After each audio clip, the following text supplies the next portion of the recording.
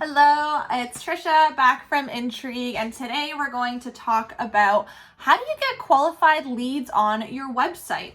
A lot of the time we talk to clients and prospects and they're getting leads, but they're not great leads. You know who I'm talking about, the tire kickers, the people that actually aren't interested in your business. They just end up reaching out and wasting your time, which as a business owner and entrepreneur, we know that your time is very limited. So we want to make sure that the leads that you are getting on your website are ones that you want to be working with and that are going to actually generate you business. So there's a couple of things to consider as you're kind of looking at how your website's performing and how to get qualified leads. Well, the first thing is, do you know who your A clients are? Have you thought about who you want to be working with, the types of people who actually love your stuff, who are going to come back time over time, who don't fret about the price?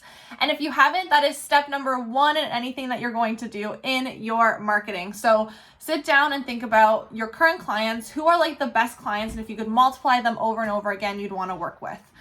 Then you want to make sure that your website is speaking to that client. What kinds of things are you saying? Are you talking to the pain points that the client is experiencing? Are you providing a solution that is clear and concise? Because the thing is, when people are on your website, you want to make sure that they understand exactly who you are and how you're going to help them get out of the situation that they're in.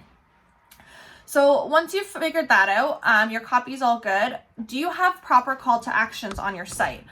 Are there buttons across your site that say get a quote, request a consultation? What is that for your clients? What is it that you want them to do? And the funny thing is that on websites or anywhere in life, people don't like being told what to do except for on a website. So make sure that it's very clear as to what you want people to do. Whether it's, again, call you, request a quote, book a consult, on the homepage, on the contact page, throughout your website, so it makes it easy for them to get in touch with you. So the next thing is using your lead form on your website. So a lot of the times we will see that people put their email address on the contact page. And this is something that we definitely want or suggest against, because this way not only are bots able to contact you, you're not able to track that lead. So what we suggest is having a contact form on your website or on your contact us page and controlling the type of information that you want. So typically the rule of thumb when it comes to this is that the more fields that you have, the less quotes that you'll get or the less leads that you'll get through your site, but the more qualified they'll be, and vice versa. The less fields that you have, the more leads that you're going to get, but they're probably not going to be as qualified. So it just depends on who or what your business is and how qualified your leads need to be. So for example, if you are a landscaping company or an HVAC company, asking questions like what's your budget, what sort of equipment do you currently have, what sort of equipment are you looking for, getting into the detailed nitty-gritty so that when you get that lead, you know whether it's a good qualified lead without you even having to call them quite yet.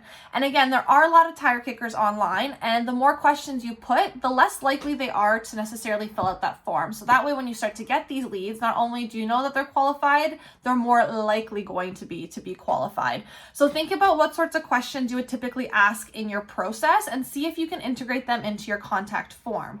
And then that way, hopefully, you're going to get people that are really wanting to buy from you. So by the time you get them on the phone, you know what to talk to them about. So those are just a few things to think about as you are going onto your website and figuring out why you aren't getting the best qualified leads. So let me know if you have any questions. I really hope that helped.